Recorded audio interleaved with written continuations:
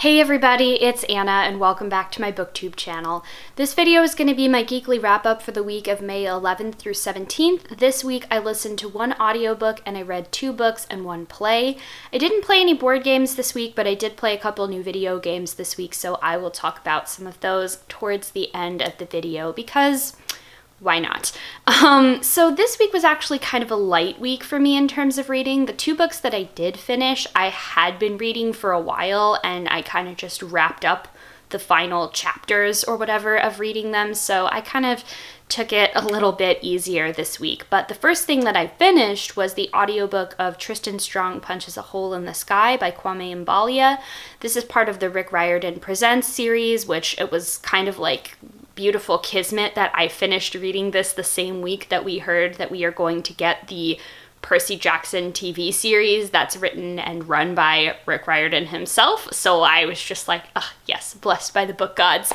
But this is a story about Tristan Strong, who is a young boy living in Chicago, and he is a boxer, and he is dealing with the tragedy of his best friend Eddie having died recently in a bus accident. So the story begins where he has just lost his first boxing match in front of his entire family, who are all boxing legends, and he feels disappointed in himself and feels like he's left everybody down. He very quickly ends up going to stay with his grandparents on their farm in Alabama, and he and his grandmother have this kind of bond that they share over stories and storytelling, which is also the foundation of his relationship with his friend Eddie. So Tristan is trying to sort of solve the mystery of Eddie's journal that has all of these different stories that he has been cataloging when he accidentally punches the titular hole in the sky and creates a rift between our world and the world of stories. All of the stories and myths in this book have a really strong Afrocentric focus. So there's a lot of characters from African American folklore and mythology like Brer Rabbit, Brer Fox, John Henry. But then there's also elements of West African folklore and mythology as well too. So the storyteller spider god Anansi is really important in this story.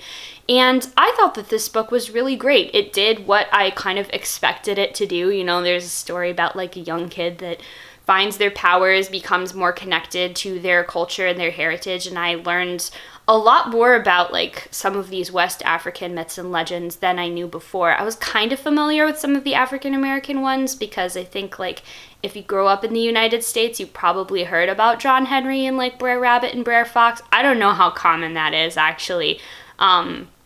So yeah, let me know if you grew up in the United States. Tell me where roughly geographically, and did you know these stories? But I really enjoyed it. I gave it 4 stars. I will definitely read the next book in the series because I'm pretty sure that it's going to be a series. But yeah, I would definitely recommend it. Also, mad props to Adriana. Thank you so much because they are the one that recommended this book, and that's why I read it. So thank you, Adriana. Okay, let's see. What did I do next?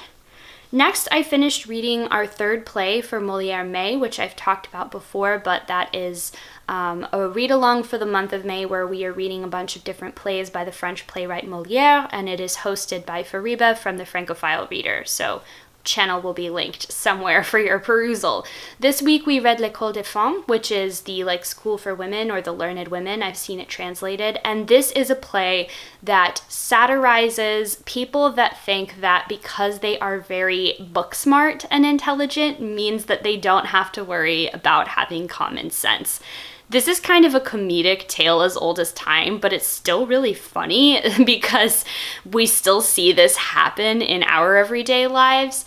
It also did a really good job of breaking down and satirizing this Cartesian duality, which, if you're not familiar, it's this idea that is rooted in the philosophy of the French thinker Descartes, that the body is separate from the mind, and those are 2 distinct things that act without having any relation between the two or effect on each other. He did not have this idea that the mind is kind of an emergent property of the physicality of our brains. So in his philosophy, there's kind of this separation between the material and the corporeal, and then like the intellect and reason and the spirit or whatever, like the mental world.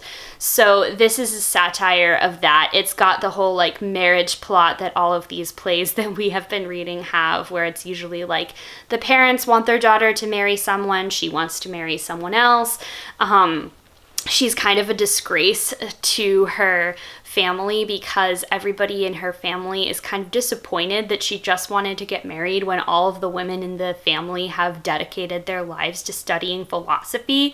And they're like, well, I guess not everybody can love philosophy as much as we do. Some people have to cave into their baser instincts and want things like a husband and children, and this is just so shameful. This one was also really funny because of the way that like there's a lot of great scenes of making fun of the matriarch of the family, who is very much a hardcore reason is the most important thing to her. And there's a scene where she gets upset at this little boy in the family because he's like little and sort of learning to walk and he's still clumsy and falls down a lot. And she's like, I can't believe that you can understand the mathematics of equilibrium, yet you're failing to put them into practice because you keep falling down when you're walking. And I'm just like, yeah, that's right. Let's make fun of a baby because babies don't know how to walk yet. That cracked me up, actually. So that was a good play. There is going to be a live stream that, like every week, there's a live stream where like there's discussion of the play. So I'm going to go watch that probably after I'm done filming this and then add my thoughts to the conversation. And then the other two books that I finished this week, I read Shiny Broken Pieces, which is co-authored by Sonia Charipotra and Danielle Clayton. This is the second book in that sort of like bitchy ballerinas horror stories series, and it picks up pretty much right where the first book left off after the main sort of inciting dramatic incident, and it just builds to this kind of fever pitch of the girls being in huge competition with each other, dealing with their own personal issues and all of that good stuff. Like the first book, this contains major trigger warnings for things like bullying, self-harm, suicide, eating disorders, racism, gaslighting. Like, it's a horror book, so there are a lot of scary things that are in it. But I thought that this book was good. Like the first book, I gave it 3 stars, and I really enjoyed reading the duology, although I think I was kind of glad that when it was over, I was like, whew, breathe out all of those like toxic relationships that all of these girls had with each other. And then the last book that I read this week was also the first book that I started reading for the Asian Readathon, and that is Chinese Dance in the Vast Land and Beyond, which is co-authored by Shiming Li Chang and Lynn E. Fredrickson. So this is my full disclosure moment. I actually met Shiming because I went to the university where she teaches to visit my sister, who is one of Shiming's students there, and that was how I found out about this book, and I was really interested in reading it because I had never read a sort of academic book about dance. I don't know a whole lot about Chinese dance, and I also wanted to, support that university press. So this is a book that takes us through the history and the sort of like cultural, ethnography of Chinese dance from the very ancient times to the present. It's divided into a few different sections. So the first section is very much a historical overview of background and context for Chinese dance. The second section is a bunch of interviews with contemporary Chinese dancers and choreographers. The third section kind of just brings it all back together and really like outlines what the authors are hoping that you get from this study, because there has never been a book like this written before. There's never been an academic book that is about Chinese dance, past and present, that's written for an English-speaking audience. They wanted to write this book together because a lot of the resources surrounding Chinese dance are in various dialects of Chinese. They're written in Chinese, and so they are not accessible to people that don't read or speak Chinese. And so that's why they wanted to write this book. And then the last section, which I think is critical to understanding the book and actually like appreciating and enjoying the writing, is that there is a database that has a bunch of different videos and other like audio-visual material compiled, so that, especially since a lot of people reading it, they don't expect you to know a lot about Chinese dance, you can actually go watch a bunch of Chinese dances that the authors have carefully curated to work well with this book, because a lot of, like, the printed materials, a lot of the videos and other types of media where you're, you know, experiencing dance as like this visual and musical art form is still in Chinese, and therefore it's not accessible if you don't read Chinese, which I don't. Shocker, I know. I mean, yeah, I feel like that's pretty much to be expected. So I thought that this book was great. I really learned a lot from it. I really appreciated the chance to get to broaden my horizons and also like really examine some of my own cultural biases, especially when it comes to like the assumptions that we have in the West about the relationship between the performer and the audience. It's totally different in Chinese dance. I learned a lot about like the history of China through this art form. Like I knew some of the major events, you know, things like the Kuomintang and the Cultural Revolution and all of this, but not really like from the perspective of how that affected dance or like how that affected a particular type of art at large. So that was really interesting. Before this, the only thing that I knew about Chinese dance was one of the fan dances that I had learned when I was really little. I was in a children's chorus and we did like a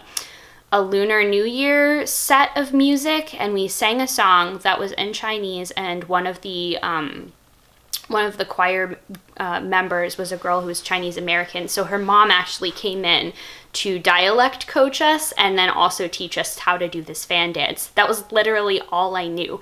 I had no idea that Chinese dance was super varied and comes from this really like large pool of ethnic diversity, like ethnic minority groups that all have their own official dances and traditional dances and folk dances. I didn't know that, for instance, dance was this huge part of the army and like considered to be very morale boosting to have people that are actually part of the military whose job it is to provide and present culture as a way of, I guess, like bolstering a sense of pride in national identity and stuff like that. So this book was really good. I gave it 4 out of 5 stars.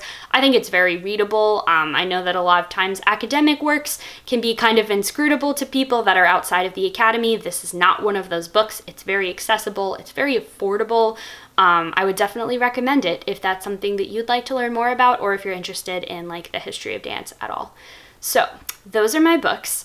This week I didn't play any board games like I said, but I started playing a couple new video games. One of those is Slime Rancher, which is a game that I have had on my radar for a while. It came out in early access in 2016, but I had never played it. And it is this sort of sandboxy type game where you are a adorable little slime rancher girl that has gone to this place called the Far Far Edge.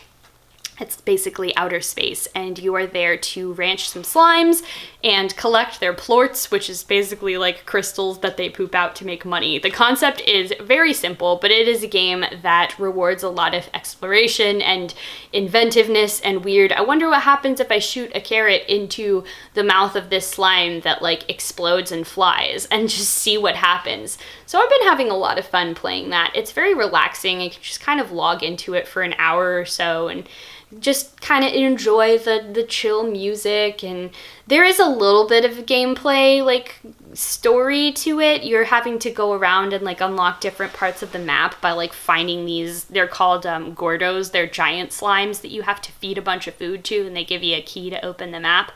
But other than that, it's a very story light game. I think it's just a very chill game, so I've been enjoying that.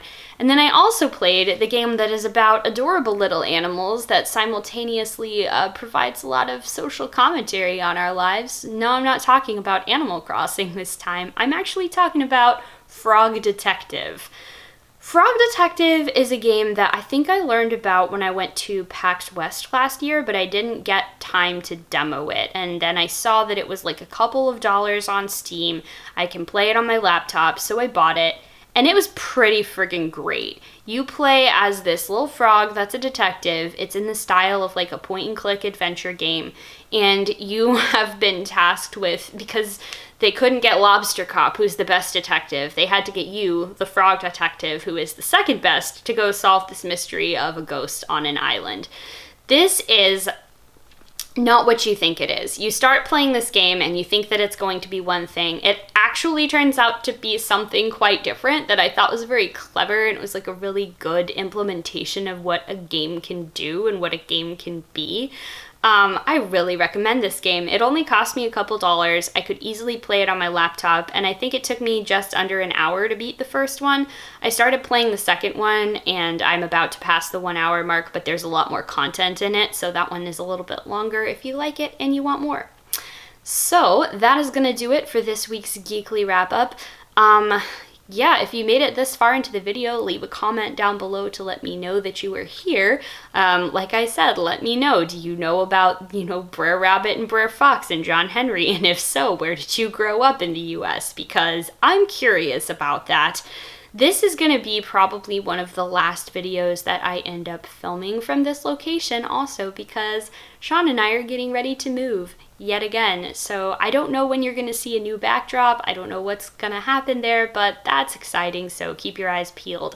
If you like this video and you'd like to see more of what I do, go ahead and subscribe to my channel, because that is the best way to get updated every time I post a new video. As always, thank you all so very much for watching, and I'll see you in the next one. Bye!